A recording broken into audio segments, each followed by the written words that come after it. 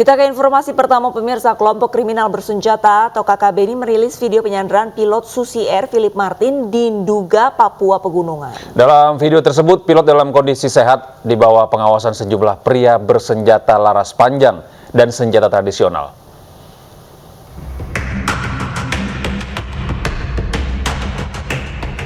Setelah sepekan pilot maskapai Susi Air simpang siur nasibnya, kelompok kriminal bersenjata KKB pimpinan Egyanus Kogoya akhirnya menyebarkan sejumlah video dan foto Kapten Philip Martin.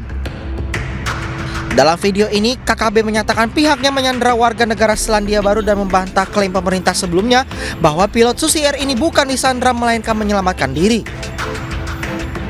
KKB juga menyatakan pihaknya menculik pilot pesawat Pilatus Porter ini keluar dari distrik Paro, Kabupaten Nduga sebagai jaminan negosiasi politik. Karenanya, para penyandera juga menyatakan bertanggung jawab secara politik karena menyandera pilot dan membakar pesawatnya. Pihak KKB mengancam tidak akan melepas pilot hingga tuntutan mereka dipenuhi. Kami dari Kodam 32 Matarakma, kami tidak akan lepas pilot. Dan TNI Polri Tentara Indonesia tidak boleh mengajar kami sampai buru-buruan. Kalau kejar kami sampai masuk ke mana-mana itu kami akan tembak pilot. Terima kasih banyak. Dalam kesempatan sama, KKB Papua juga merilis video pembakaran pesawat Pilatus Porter rute penerbangan Timika Paro. KKB menuntut agar semua penerbangan pesawat perintis menuju 32 distrik di Kabupaten Nduga agar dihentikan. Dari Nduga, Papua Pegunungan, Nathan Making, iNews melaporkan.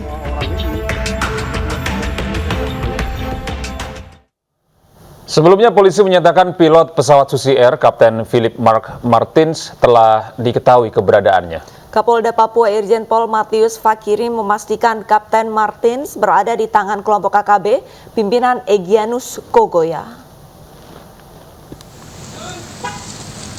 Kapolda Papua Irjen Pol Matius Fakiri menerangkan bahwa pihaknya akan melakukan penanganan ekstra hati-hati dalam misi penyelamatan Kapten pilot Susi Air tersebut. Polda akan bekerja sama dengan Bupati Nduga, DPRD, dan para tokoh setempat untuk berkomunikasi dan melakukan upaya persuasif dengan kelompok KKB pimpinan Egyanus Kogoya. Sementara itu, Bupati Nduga, Namia Gwijangge, juga meminta kelompok KKB pimpinan Egyanus ini segera melepaskan pilot asal Selandia Baru tersebut dalam kondisi sehat. Sehingga selaku Kapolda, sekali lagi saya berharap kelompok Egi dan kawan-kawan ini untuk stop membuat aksi-aksi yang tidak perlu. Tentunya kami aparat kepolisian dan TNI, kami akan lawan. Kami tidak akan mundur satupun.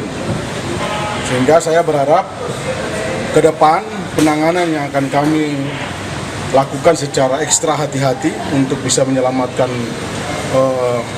pilot. Kita sekarang bicara fokus di Nduga. Kita kasih kesempatan Pak Bupati yang punya wilayah membantu masyarakatnya. Kita juga berupaya ekstra melalui tokoh-tokoh agama untuk bagaimana bisa nanti kita akan lihat, kita akan bicarakan. Yang penting kami harus menerima pilot, itu saja.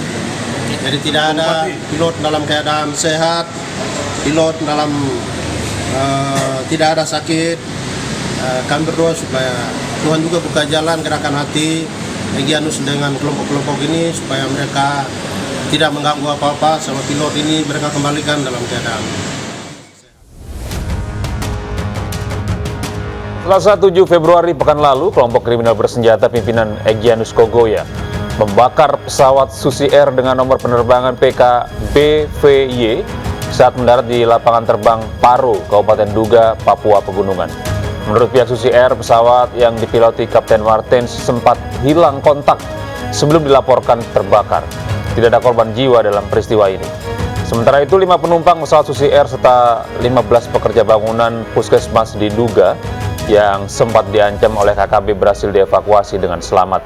Semuanya diangkut ke Timika menggunakan helikopter dan dibawa ke RSUD Mimika untuk diperiksa kesehatannya.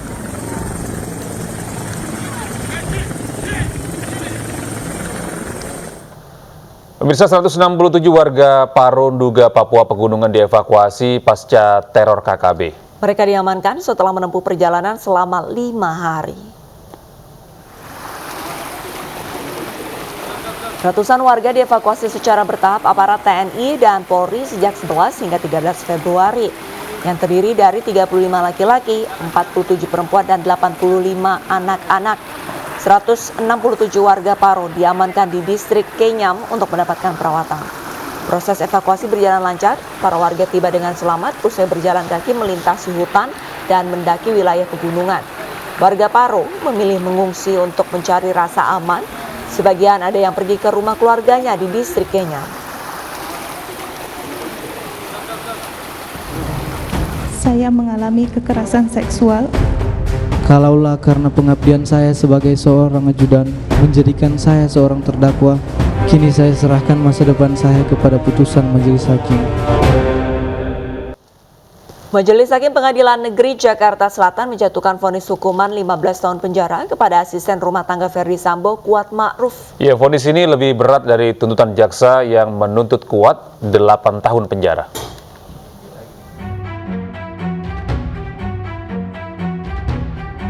Asisten rumah tangga Ferdi Sambo dan Putri Chandrawati Kuat Ma'ruf divonis 15 tahun penjara oleh Majelis Hakim Pengadilan Negeri Jakarta Selatan hari ini. Vonis ini lebih berat dari tuntutan jaksa penuntut umum yang menuntut Kuat 8 tahun penjara. Dalam putusannya, Majelis Hakim yang diketuai Hakim Wahyu Iman Santoso menilai Kuat secara sah dan meyakinkan ikut terlibat dalam rencana pembunuhan Brigadir Joshua.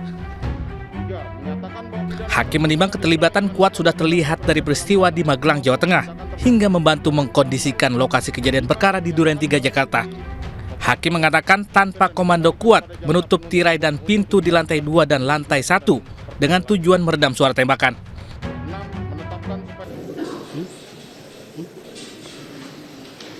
Mengadili. 1. Menyatakan terdakwa atas nama Kuat Ma'ruf telah terbukti secara sah dan meyakinkan bersalah melakukan tindak pidana turut serta melakukan tindak pidana pembunuhan berencana.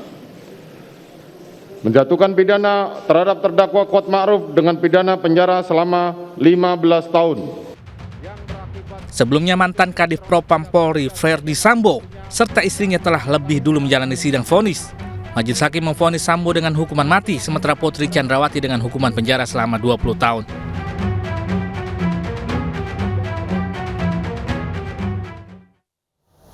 Majelis Hakim Pengadilan Negeri Jakarta Selatan menjatuhkan vonis 13 tahun penjara kepada mantan ajudan Ferdi Sambo, Ricky Rizal. Vonis ini lebih berat dari tuntutan jaksa yang menuntut Ricky 8 tahun penjara.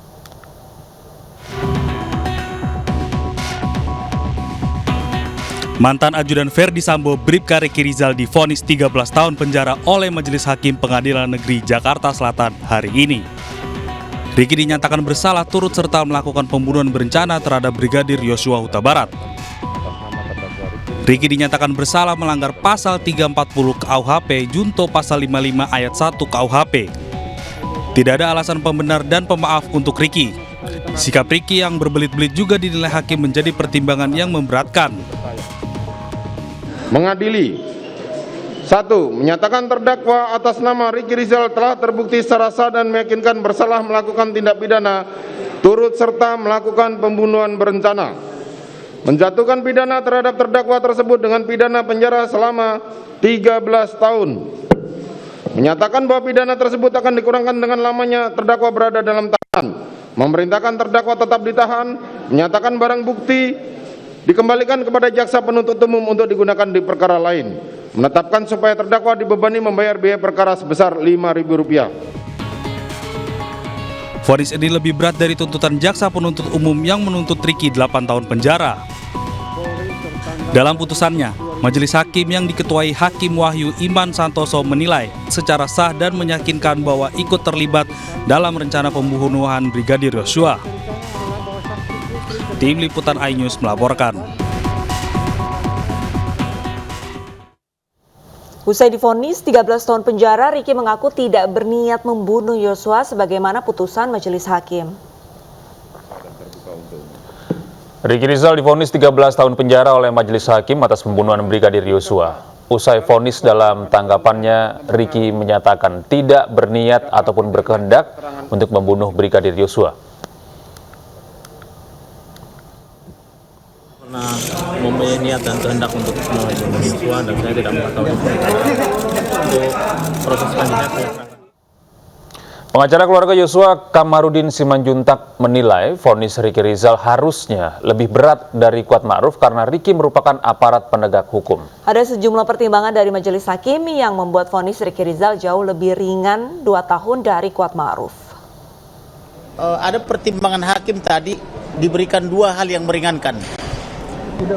Yang meringankan itu adalah dia masih muda, yang kedua punya tanggung jawab keluarga. Berbeda tadi dengan Kuat Ma'ruf, hal yang meringankan cuma 1, itu mungkin pertimbangannya makanya lebih ringan 2 tahun. Tetapi tentang keinginan keluarga supaya dia lebih berat dituntut atau diponis dari tuntutan jaksa sudah terpenuhi. Nah, memang hal yang memberatkan banyak kepada Ricky Rizal karena dia terus konsisten berbohong dan berbelit-belit, dan bohongnya itu pun tidak masuk akal, kan begitu. Dan itu juga tadi sudah dipertimbangkan oleh majelis hakim. Nah, semoga ini menjadi pembelajaran kalau orang sudah masuk ke persidangan, bahkan mulai dari penyidikan, sudah harus terbiasa hidup jujur dan terhormat apa adanya. Usai divonis di Pengadilan Negeri Jakarta Selatan, 2 terdakwa kasus pembunuhan berencana terhadap Yosua Huta Barat, Ricky Rizal dan Kuat Ma'ruf menyatakan banding. Tim kuasa hukum masih berharap kedua terdakwa divonis bebas.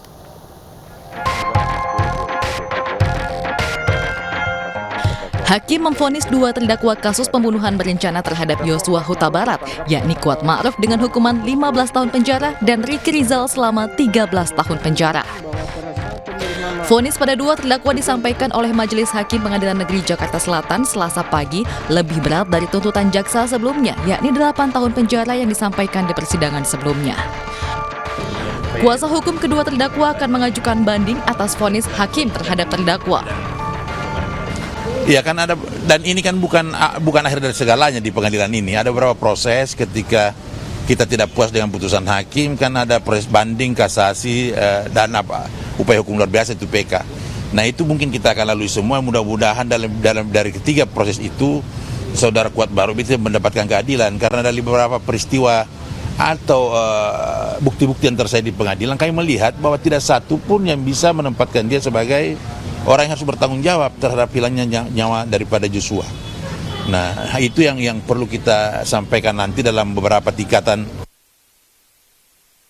nantinya. Seperti itu, Pak. Kedua tim kuasa hukum juga masih berharap kedua terdakwa divonis bebas alias tidak bersalah. Dari Jakarta, Steven Patinama, Ade Ahmad, iNews melaporkan. Ya pemirsa, hari ini Barada Richard Eliezer akan menjalani sidang vonis di Pengadilan Negeri Jakarta Selatan. Keluarga Yosua berharap majelis hakim memvonis ringan Eliezer karena telah membantu untuk mengungkapkan kasus pembunuhan Yosua Huta Barat. Kejujuran yang saya sampaikan tidak dihargai, malahan saya dimusuhi.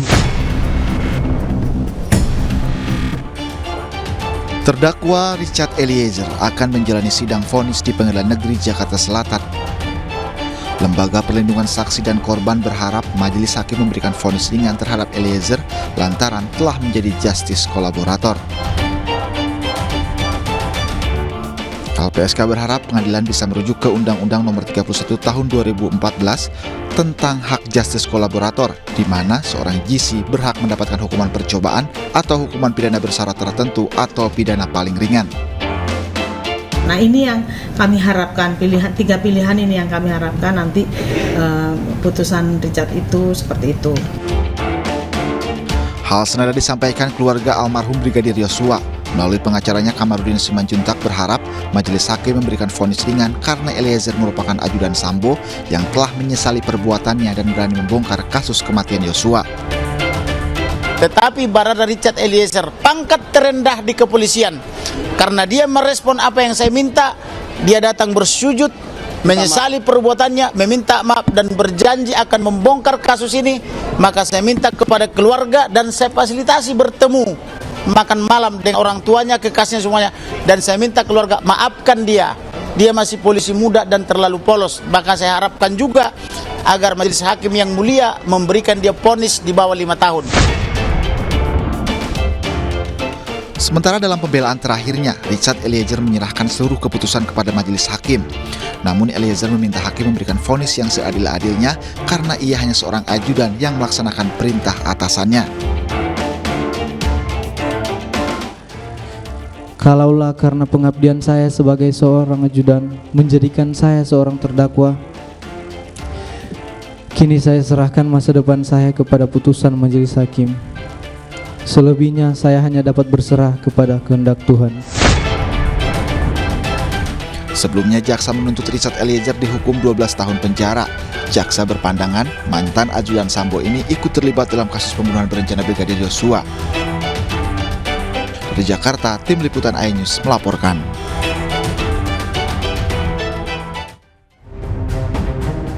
Saya mengalami kekerasan seksual. Kalaulah karena pengabdian saya sebagai seorang ajudan menjadikan saya seorang terdakwa, kini saya serahkan masa depan saya kepada putusan majelis hakim.